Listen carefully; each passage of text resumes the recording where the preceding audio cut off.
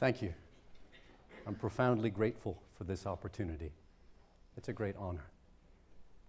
I'd please like to say a few words about beauty and about empowerment and about understanding and about empathy and about the relationship of all of those things to the magical words, "Tell me your story." I'd like to start with one myself, if I could, please.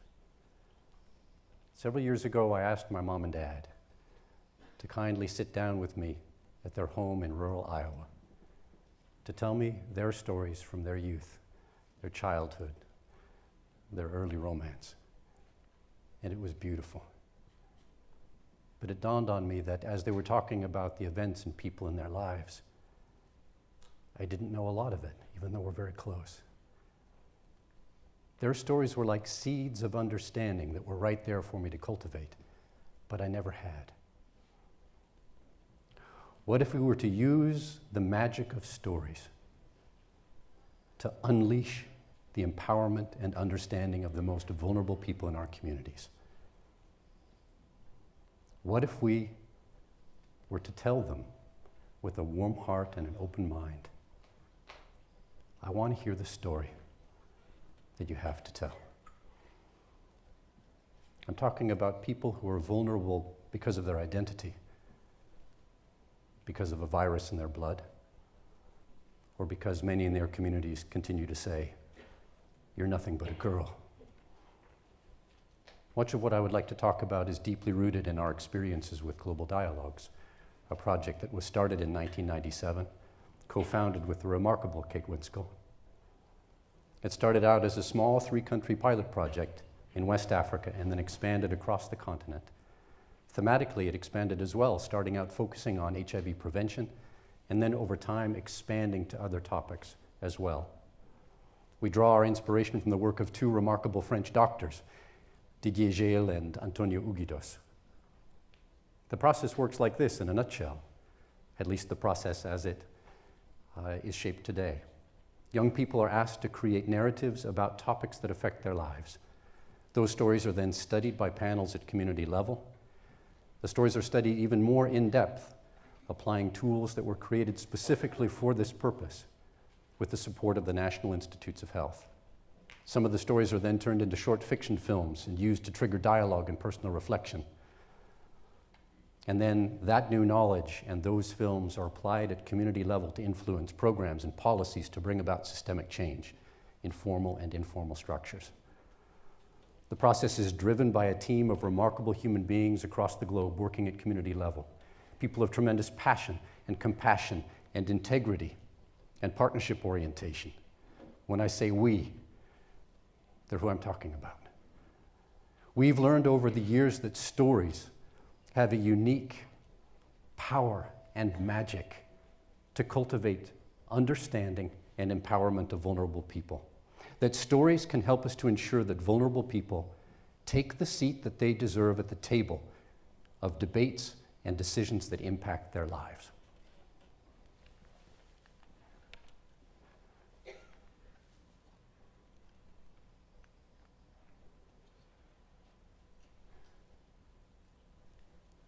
We speak of target groups, and we speak of objects, of interventions, and that's way off base.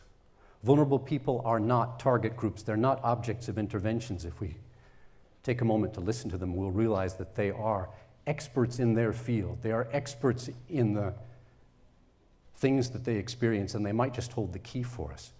Over 200,000 people from 75 countries have taken part in the Global Dialogues contests, sometimes taking hours or even days to create their stories. And afterwards we ask them, why? Young people have so many opportunities to use their time. Why would they take that time? And the most common answer is, it's because we have something we want to say and we finally want to be heard. That's particularly true with girls in certain communities around the world.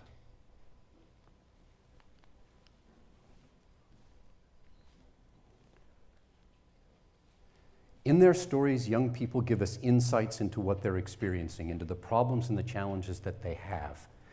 Global Dialogues was introduced into the country of Swaziland about a decade ago by a woman of tremendous compassion named Dineo Vilakazi. And she summed up the entire process in one word: therapy. We weren't quite sure where she was coming from with that. But she was bringing the process to a country that had the highest HIV prevalence rate in the planet.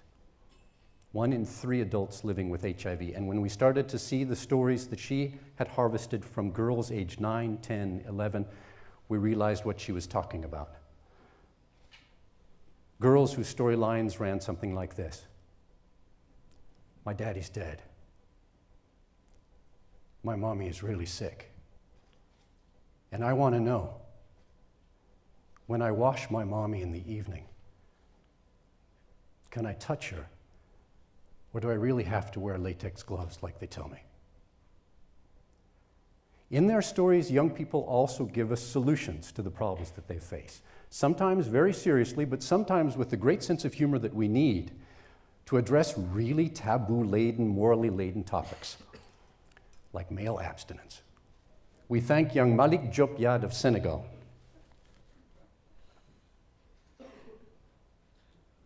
For giving us the story behind the very popular Global Dialogues film about the iron underpants. A guy who couldn't keep his interest in girls in check, and so his friend said, "You need iron underpants." He didn't understand that they didn't mean it literally.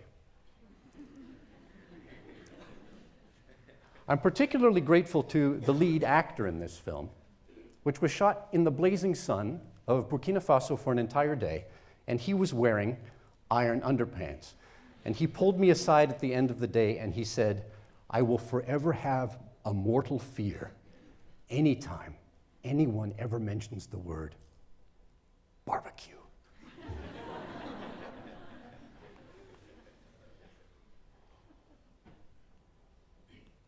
To reach the most vulnerable young people with this process, we knew that we needed to provide mentors. For example, street kids. This group of kids deposited the cans that they used to beg at the door and came inside. They were very somber. I was sitting in a room next door and suddenly I heard laughter from the same group of kids. I wanted to know what was going on, so I poked my head in and said, "Why is everybody so happy? What are you talking about?" And the mentor said, "Oh, we're spinning a story about what they experience: chronic hunger, sniffing glue, and rampant physical and sexual abuse." I said, "Everybody's beaming ear to ear. What's going on here?" And he said, "I told them that we wanted to hear what they had to say." And then they got really happy when I told them that what they have to say would be useful to people elsewhere. This guy just said that it's the best day of his life.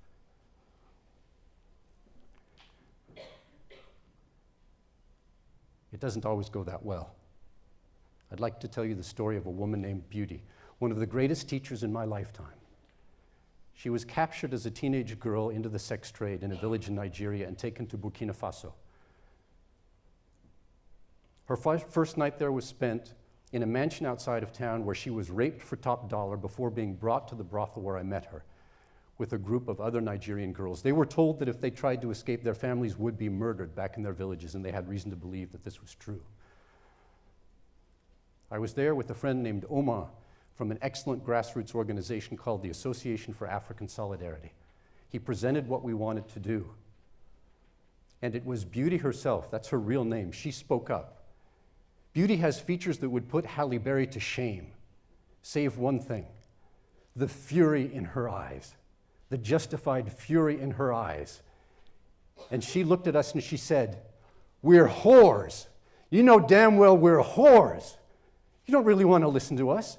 Why did you come here? Is it because you want to hear the story of what happened in that room? That's mine. 12 times last night on those sheets? Would you find that interesting? Would you find that funny? Would you find that exciting? Why the hell did you come here?" It was awful. I just made women in one of the most atrocious situations you could imagine feel even worse. Our answer to Beauty is that we came to listen. We came to listen to understand. We came to understand, to empathize. We came to empathize, to cultivate compassion and love. After the contests are held, all of the stories are brought together in one central place. And then local panels and then an international panel pours over the stories, trying to understand what are people trying to tell us in their stories? What can we learn? Those panels are made up of young people, people who are directly impacted by the phenomena at hand, and decision makers who should be listening to young people. Probably the most seminal moment in the history of our work happened here in Bamako, Mali in 1997. It was the first year the process was held.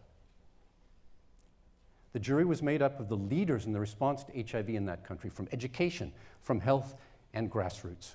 Malian culture is warm and vibrant and wonderful. Kate and I were observing the process, and we were greeted like a brother and sister. It was wonderful that first day, and at the end of the first day, all of the members of the jury received a package of stories to go home and read and grade that evening. Stories written by young Malian kids. They were to continue their deliberations the next day.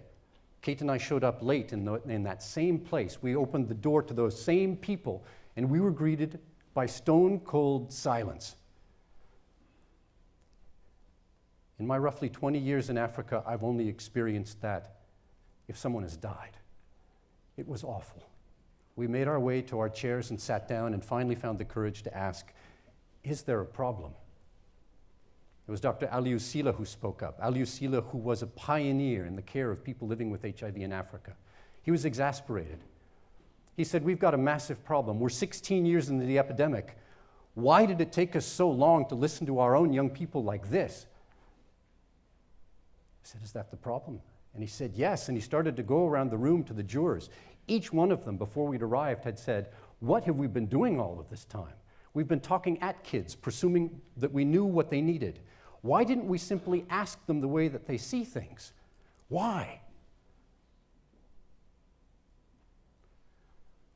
What we understand from the process is that it's a way to assess the work that's been done to date. It's an opportunity to identify needs and to establish priorities. We've come to the conclusion that when it comes to community capacity strengthening, to foster the well-being of vulnerable people, absolutely nothing is more fundamental than gaining a profound understanding of the thoughts and feelings of those vulnerable people.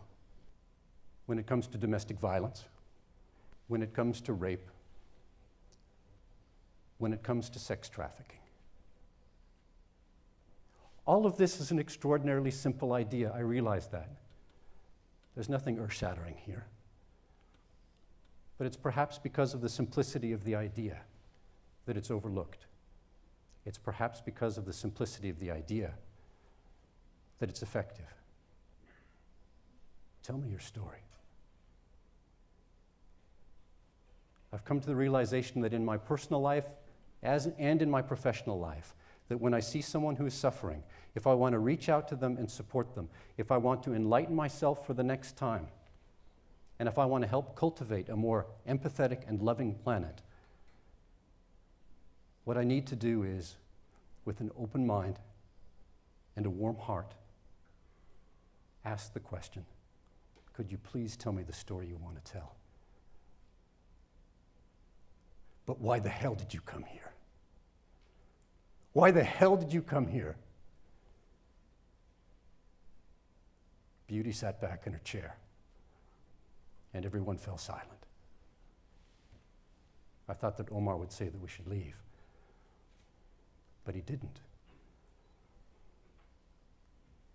And one of those doors opened, and out came another of the women carrying a gorgeous baby girl. And she walked up, and she handed the baby to her mom, Beauty, who began to nurse her baby. And she was asked, would you be willing to work together to create a story? A story about what needs to be done in our world so that your daughter doesn't experience the same things that you did. She looked at the other women and said, we can do that. And for over an hour, the debate raged. The debate, the argument, the laughter, the creativity. The women put together their story.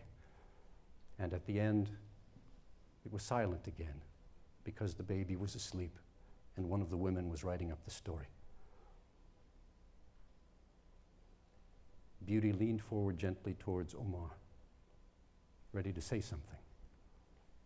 I empathize so strongly with what she said because she'd been given an opportunity to express what she feels needs to be done in our world so that her daughter can have a healthy, happy life. With humility and deep respect, I would like to echo her words. She leaned forward towards Omar and said, almost smiling,